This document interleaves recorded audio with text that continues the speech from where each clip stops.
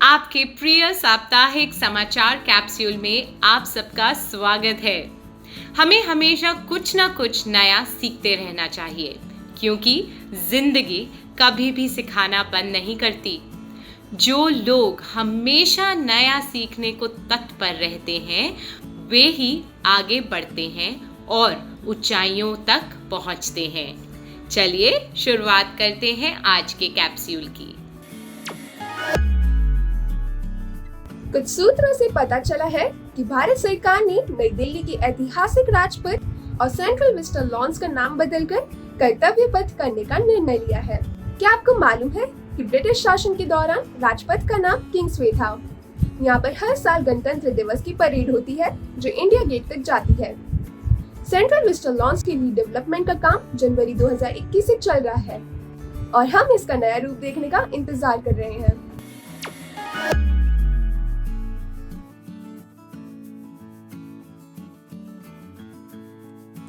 आइग्रास्पस queen Elizabeth का शासनकाल 1952 से शुरू हुआ था। उन्होंने ब्रिटेन की राजनीति में बहुत से बदलाव किए। इसी हफ्ते 96 साल की उम्र में उनका निधन हो जाने के कारण उनका ऐतिहासिक शासनकाल समाप्त हो गया। क्या आपको मालूम है कि वे यूके की सबसे लंबे समय तक रहने वाली महारानी रही हैं और इस लंबी अवधि के दौरान विंस्टन चर्चिल से लेकर लगभग 15 प्रधानमंत्री रहे हैं। अब क्वीन एलिजाबेथ के सबसे बड़े बेटे प्रिंस चार्ल्स को देश के सम्राट का ताज पहनाया जाएगा। किंग चार्ल्स को उनकी ताजपोशी के लिए हमारी शुभकामनाएं। आइए यूनाइटेड किंगडम की नई प्रधानमंत्री का स्वागत करें। जुलाई में बोरिस जॉनसन के त्याग पत्र देने के बाद लिज ट्रस ने इसी हफ्ते ऋषि सुनक को हराकर पीएम रेस जीत ली। करों में कटौती और बढ़ते हुए एनर्जी क्राइसिस पर कार्रवाई के मुद्दे उनके कैंपेन में शामिल थे। क्या आपको मालूम है कि वे यूके की तीसरी महिला प्रधानमंत्री हैं? हमारी ओर से उन्हें बधाई। पिछले हफ्ते कॉफी जायंट स्टारबक्स ने भारतीय मूल के अधिकारी लक्ष्मण नरसिम्हन को अपना नया चीफ एग्जीक्यूटिव ऑफिसर चुना। वे अक्टूबर में ये कंपनी ज्वाइन करेंगे, लेकिन अप्रैल 2023 में इसका संचालन शुरू करेंगे।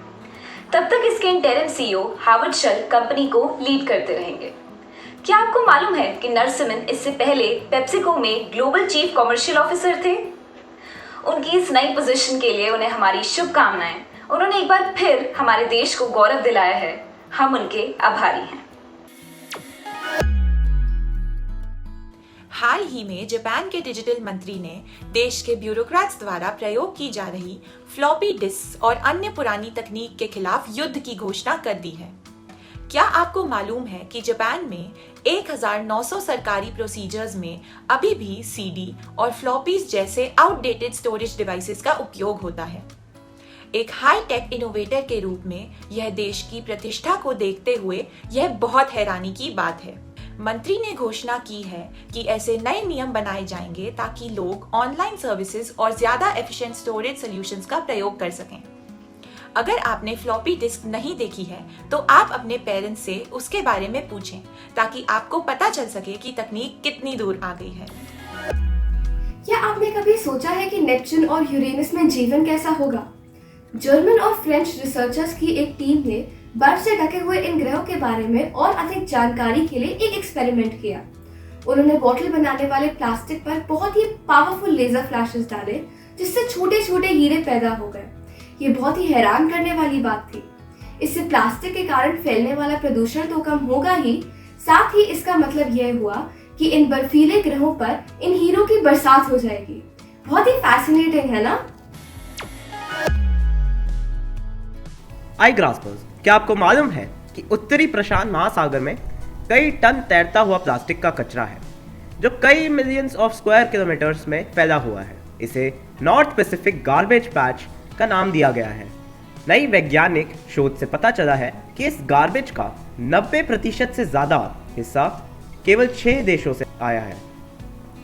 वैज्ञानिकों ने यह भी पाया है कि इस गार्बेज का लगभग आधा हिस्सा जापान और चीन में की जाने वाली ओवरफिशिंग के कारण है। साउथ कोरिया, यूएई, ताइवान और कनाडा भी इन देशों में शामिल है। हमें खुशी है कि इस अद्भुत घटना के बारे में कुछ रिसर्च की जा रही है। हमें उम्मीद है कि भविष्य में इसका कोई समाधान जरूर मिलेगा। प्रसिद्ध टेनिस खिलाड़ी सेरेना विलियम्स ने लगभग 27 साल तक खेलने के बाद पिछले हफ्ते इस खेल को अलविदा कह दिया। सच में यह टेनिस के एक विशेष युग की समाप्ति है। अभी चल रहे यूएस ओपन में अजला टोमनजनोविक से खेल का तीसरा राउंड हारने के बाद उन्होंने एक इमोशनल स्पीच देते हुए इस खेल से अलविदा की घोषणा की।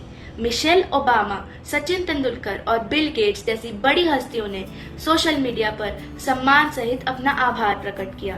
क्या आपको मालूम है कि उन्होंने अपने करियर में 23 ग्रैंड स्लैम टाइटल जीते, जिससे वह दुनिया की पहले स्थान पर आ गई थी। इतने सालों तक हमें प्रेरणा देने के लिए हम उनके आभारी हैं और उम्मीद करते हैं कि वह अपनी रिटायरमेंट के बारे में एक बार फिर विचार करें। पिछले हफ्ते प्रधानमंत्री श्री नरेंद्र मोदी ने आईएनएस विक्रांत की ऐतिहासिक कमीशनिंग के दौरान कोची में भारतीय नेवी के नए झंडे का अनावरण किया। आईएनएस विक्रांत भारत का पहला इंडिजिनस एयरक्राफ्ट कैरियर है। नेवी के नए झंडे में सेंट जॉर्ज के क्रॉस के स्थान पर अब उसके अपर कैंटर पर तिरंगे का राष्ट्रीय प्रतीक है।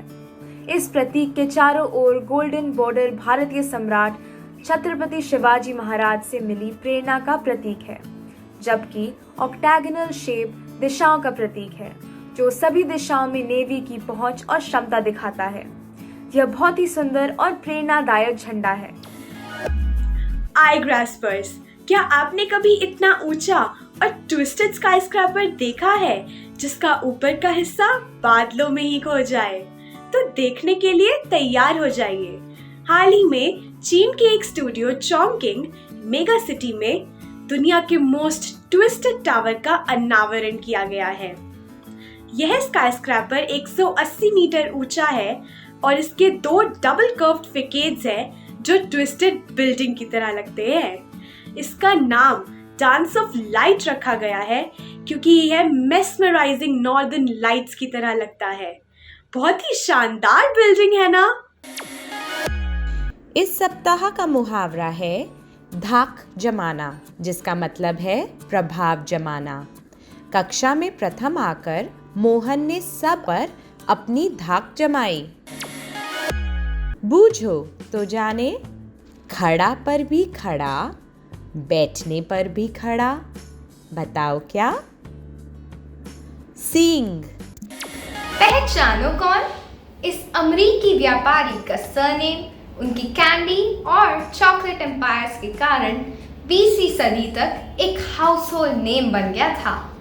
एक बार इनकी कंपनी ने हीट रेजिस्टेंट चॉकलेट्स बनाई जो अपोलो 15 में स्पेस में भेजी गई थी।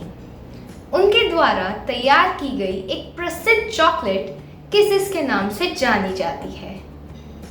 ये मिल्टन हर्शी ही हैं।